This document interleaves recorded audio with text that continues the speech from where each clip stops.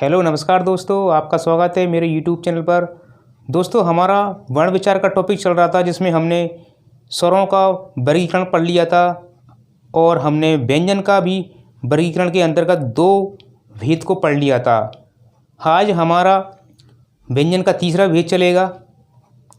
दोस्तों, इससे पहले वीडियो जो बनाए गए हैं संधि के, वर्ण विचार के, एशिया महाद्वीप की झीलों के, यदि आप इन वीडियो को देखना चाहते हैं तो आप मेरी इस प्लेलिस्ट में जाकर उन वीडियो को देख सकते हैं, या फिर आप इस वीडियो की डिस्क्रिप्शन में जाकर लिंक पर क्लिक कर उन वीडियो को आप देख सकते हैं। तो दोस्तों देखिएगा, तीसरा भेद व्यंजन का। स्वर तंत्रिकाओं में व्याप्त कंपन या घोष तत्व के आधार पर। स्वर तंत्रिकाओं में व्याप्त कंपन या घोष तत्व के आधार पर व्यंजन के दो भेद होते हैं। कौन कौन से भेद होते हैं? नंबर 1 होता है घोष व्यंजन, या इसको सघोष भी कहा जाता है, और दूसरा भेद है अघोष। तो पहला जो भेद है वो है घोष।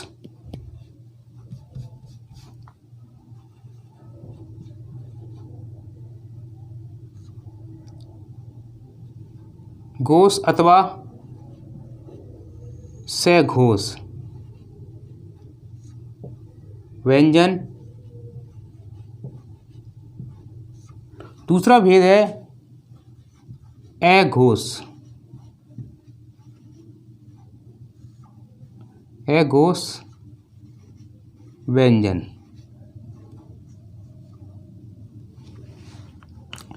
घोष या सघोष व्यंजन से तात्पर्य है कि जब इनका उच्चारण किया जाता है। घोष या सघोष से तात्पर्य है जब इनका उच्चारण किया जाता है तो स्वर तंत्रिकाओं में, इसमें स्वर तंत्रिकाओं में नाद या कंपन पैदा होता है, इसलिए इन्हें क्या बोला जाता है? घोष या सघोष व्यंजन कहा जाता है।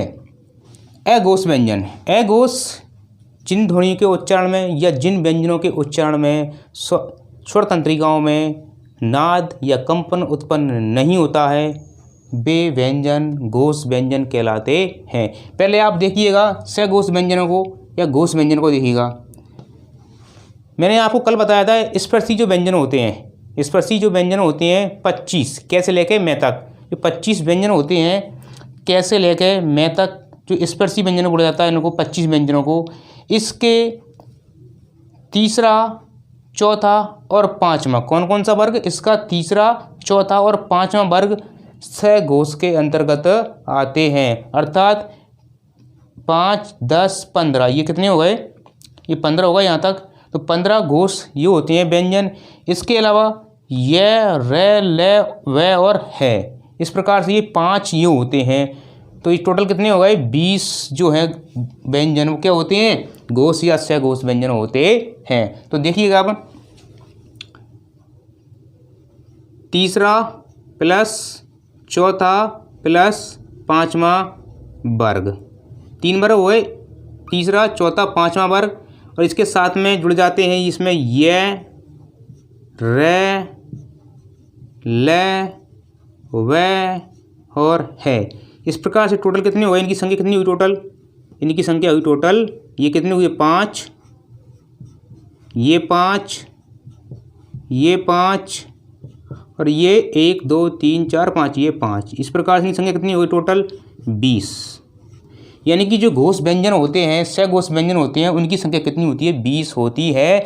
तीसरा, चौथा, पाँचवा वर्ग वर्गीय ध्वनियों का या स्पर्श ध्वनियों का, और ये, र, ल, व और है, ये 4, ये 5 वर्ण और ये 15 वर्ण, कितने वर्ण होगा? टोटल 20 वर्ण होगा। यानी 20 जो व्यंजन होते हैं वो सघोष व्यंजन या घोष व्यंजन कहलाते हैं। इसके बाद देखिए अघोष व्यंजन। अघोष व्यंजन जिनका उच्चारण करने पर स्वर तंत्रिकाओं में नाद या कंपन पैदा नहीं होता है, वो अघोष व्यंजन कहलाते हैं। तो स्पर्श ध्वनियों का, स्पर्श व्यंजनों का पहला वर्ग और दूसरा वर्ग, कौन सा? पहला वर्ग और दूसरा वर्ग के सभी, यानी कि 1, 2, 3, 4, 5 और 1, 2, 3, 4, 5 कितने हो गए? 10। इसके अलावा जो बचते हैं तीनों श और स, ये तीनों से जो आते हैं, इस प्रकार 10 और 3 कितने हो गए? 13 हुए। तो इस अघोष जो व्यंजन होते हैं वो कितने होते हैं? एक तो पहला वर्ग प्लस दूसरा वर्ग। ठीक है, इसके अलावा श, से और श, ये 3 से होते हैं तो 5 ये हुए, 5 ये हो गया और 1 2 3 ये हो गए, तो टोटल कितने हुए ये 13। यानी कि 13 जो व्यंजन होते हैं कौन कौन से, पहला वर्ग के और दूसरे वर्ग के। इसके अलावा तीनों श जो होते हैं, ये 13 व्यंजन होते हैं, ये अघोष व्यंजन कहलाते हैं, क्योंकि इनके उच्चारण में क्या होता है, स्वर तंत्रिकाओं में नाद या कंपन पैदा नहीं होता है, जबकि 3 4 5 इनका उच्चारण करने पर स्वर तंत्रिकाओं में नाद या कंपन पैदा होता है, इसलिए इन्हें घोष या सघोष व्यंजन कहा जाता है। ठीक है, ओके दोस्तों। इसके बाद नंबर 4 देखिएगा दोस्तों। मैं आपको एक बात और बता दूं, ये जो घोष व्यंजन होती हैं, व्यंजन तो कितने होते हैं, 20 होते हैं, लेकिन यदि इनमें स्वरों को शामिल कर दिया जाए, यदि इनको इसमें स्वरों को शामिल कर दिया जाए, स्वर को शामिल कर दिया जाए, स्वर कितने होते हैं अपने 11 होते हैं, यदि उनको शामिल कर दिया जाए तो इस प्रकार से ये जो टोटल जो हो जाते हैं वो 31 हो जाते हैं। इसी प्रकार जो अघोष होते हैं वो 13 ही होते हैं, केवल जो स्वर बचते हैं वो किस में शामिल हो जाते हैं, घोष व्यंजन में या सघोष व्यंजन में शामिल हो जाते हैं, या इस बात का आप विशेष तौर पर ध्यान रखें। इसके बाद नंबर 4 देखिएगा, प्राण तत्व या श्वास वायु के आधार पर व्यंजन के भेद। भेद कितने होते हैं, 2 होते हैं। कौन कौन से होते हैं, अल्प प्राण और दूसरा महाप्राण। अल्प प्राण व्यंजन और दूसरा महाप्राण व्यंजन। ध्यान दीजिएगा, पहला कौन सा होता है, अल्प प्राण।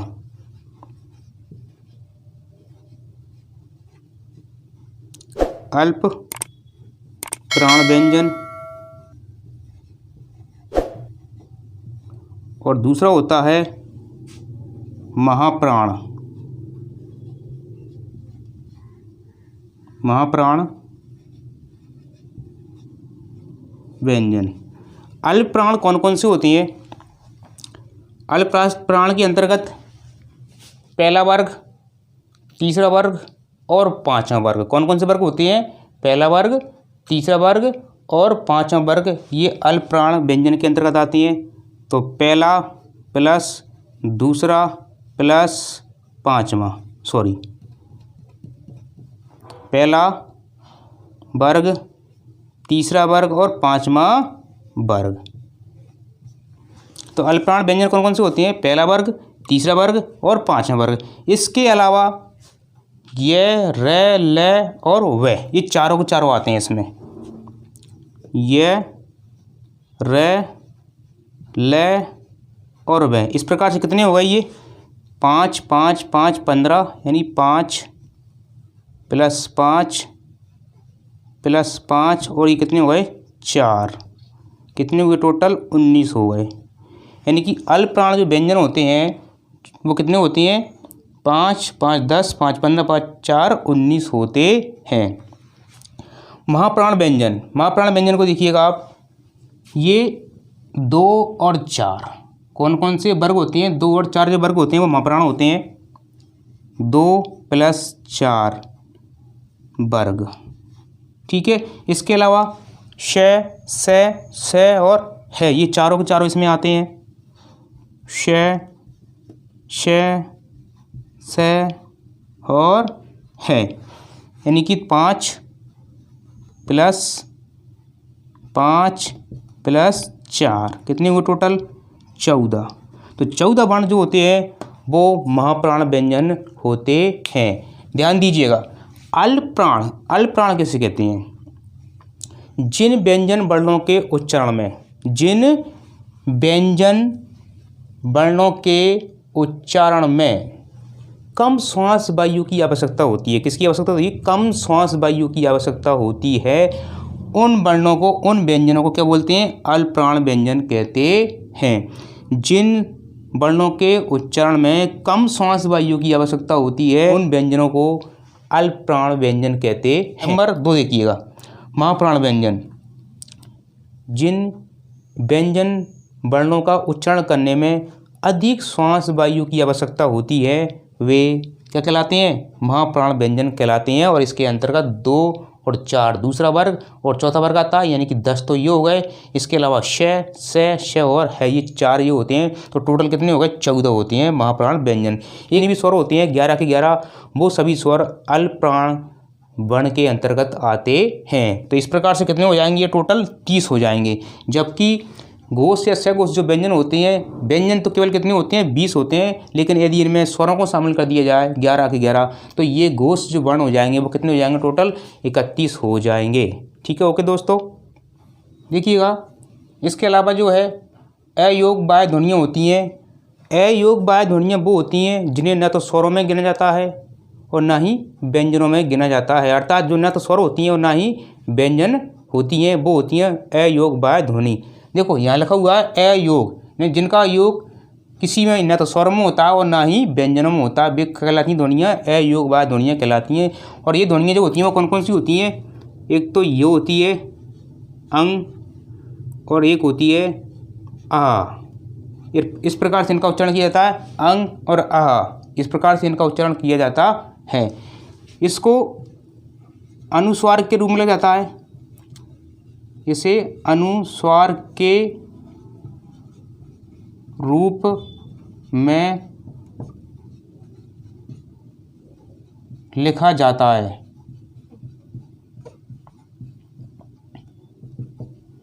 ठीक है, इसे नासिक ध्वनि बोलते हैं। अनुसार से तात्पर्य है, 1 मिनट देखिएगा, अनुसार यानी कि इस प्रकार से किसी पर क्या लगाते हैं, या पर अनुसार लगा देते हैं, बिंदी लगा देते हैं, तो इसी का बोलते हैं अनुसार बोलते हैं। इसे अनुसार बोला जाता है। इसे नासिक ध्वनि के अंतर्गत भी लिखा जाता है। नासिक ध्वनि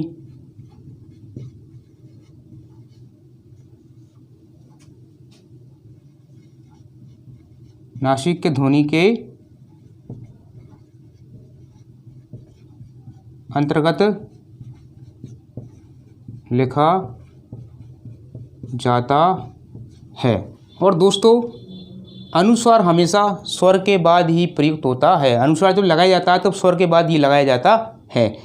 इसके अलावा जो विसर्ग है, ये इसको आ बोलते हैं, लेकिन ये जो है संस्कृत का वर्ण है आ, यानी इसे क्या बोला जाता है? इसे विसर्ग कहा जाता है। इसे विसर्ग कहा जाता है। और विसर्ग भी हमेशा स्वर के बाद प्रयुक्त होता है, अर्थात ये स्वर के बाद ही आता है, स्वर के बाद ही इसको लगाया जाता है। और विसर्ग को ये जो विसर्ग दे रखा है, विसर्ग को आधे है, इस प्रकार से आधे है के रूप में लिखा जाता है। और इसका उच्चारण कंठ से किया जाता है। मैंने आपको पहले बताया था वर्गीय ध्वनियों में कि इसका जो उच्चारण है विसर्ग का, वो किससे किया जाता है? कंठ से किया जाता है। किससे किया जाता है? कंठ से किया जाता है। इसलिए इसकी जो है अधिक इसमें श्वास वायु की आवश्यकता होती है, अत्यधिक श्वास वायु की आवश्यकता होती है, इसलिए ये अल्प महाप्राण ध्वनि इसे कहते हैं। और इसे किसके रूप में? आधे है के रूप में लिखा जाता है। और इसे क्या बोलते हैं? इसे जो है अल्प महाप्राण ध्वनि कहा जाता है। तो दोस्तों यदि आपको ये वीडियो पसंद आए तो प्लीज़ इसे लाइक करें और मेरे चैनल को सब्सक्राइब करें और ज़्यादा से ज़्यादा शेयर करें। तो thank you very much, have a nice day.